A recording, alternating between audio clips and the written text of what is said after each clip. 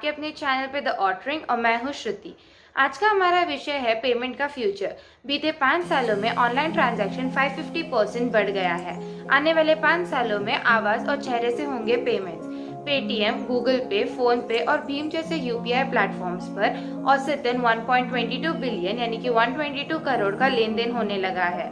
पीछे 5 सालों के तुलना में अब यह ऑनलाइन ट्रांजैक्शन 550% बढ़ चुका है। 2016 और 17 में 1004 करोड़ रुपीस का ऑनलाइन ट्रांजैक्शन हुआ था। ये आंकड़ा 2020 और 21 में 5554 करोड़ तक पहुंच गया है। पिछले साल 2021 में अप्रैल और मई के महीने में ऑनलाइन ट्रांजैक्शन 2020 के तुलना में 100% बढ़ गया है। अब सब्जी, किराने की दुकान से लेकर अखबार और चाय की दुकान से लेकर फाइव स्टार होटल्स में भी ऑनलाइन पेमेंट्स होंगे।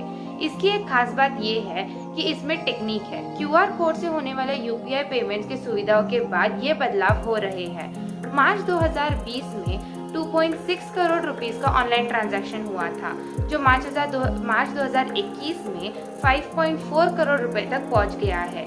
ये टेक्निक्स और भी बेहतरीन होने वाले हैं। आइए जानते हैं कि इसमें किस तरह से बदलाव होने वाले हैं। पहला है बायोमेट्रिक ऑथेंटिकेशन। स्मार्टफोन की दुनिया में बायोमेट्रिक टेक्नोलॉजी कोई नई बात नहीं है।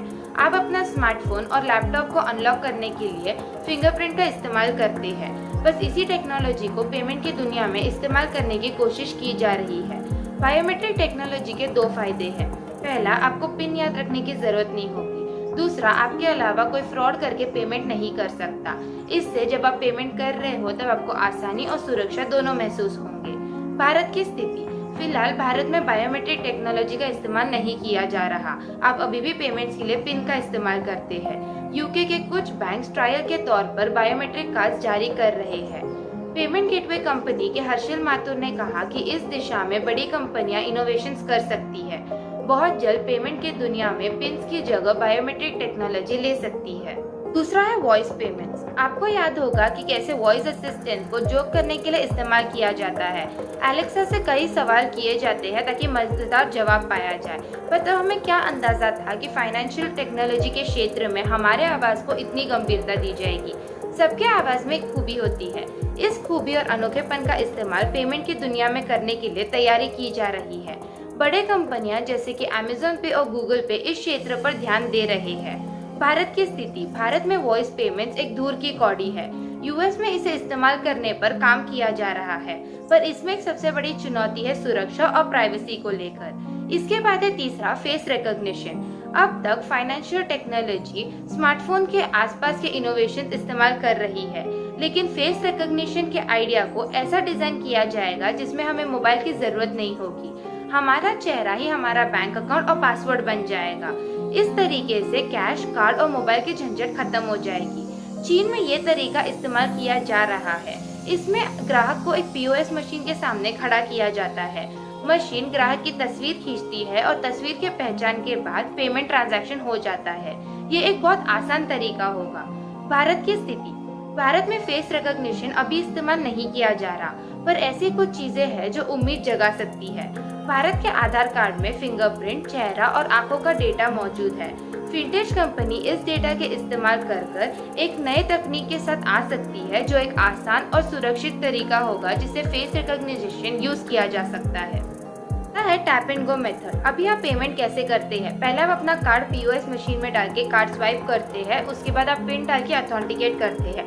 तीसरे स्टेप में पेमेंट हो जाता है, पर अब इस तरीके को गुजरने का समय आ गया है। अब टैप एंड गो की नई टेक्निक का जमाना आने वाला है। इसमें ना आपको स्वाइप करने की जरूरत है ना पिन डालने की जरूरत है। बस आपको टैप करना होगा और आप सामान लेके घर जा सकते हैं। बाकी का काम कार्ड में लगा हुआ ईएमवी चिप और आरएफआईडी से खुद ब खुद हो जाएगा। सिंगापुर और दक्षिण कोरिया में अभी इस टैप एंड गो टेक्निक पर बहुत तेजी चल रही है।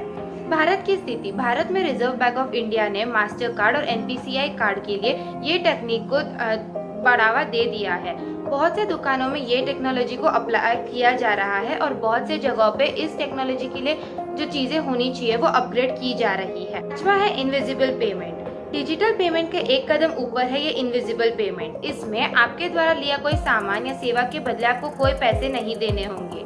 आपके खाता से एक तय समय के अंदर पैसे काट लिए जाएंगे। इसके लिए पहले ही आपको सहमति देनी होगी। इसे हम एक उदाहरण से समझते हैं। जैसे आपने एक नेटफ्लिक्स का सब्सक्रिप्शन लिया है, तो हर महीने आपके अकाउंट से एक अमाउंट काट लिया जाएगा, जिससे कि आपका सब्सक्रिप्शन रिन्यू हो जाएगा। इनविजिबल पेमेंट को कैब सर्विसेज उबर कई जगहों पर इस्तेमाल कर रहा है।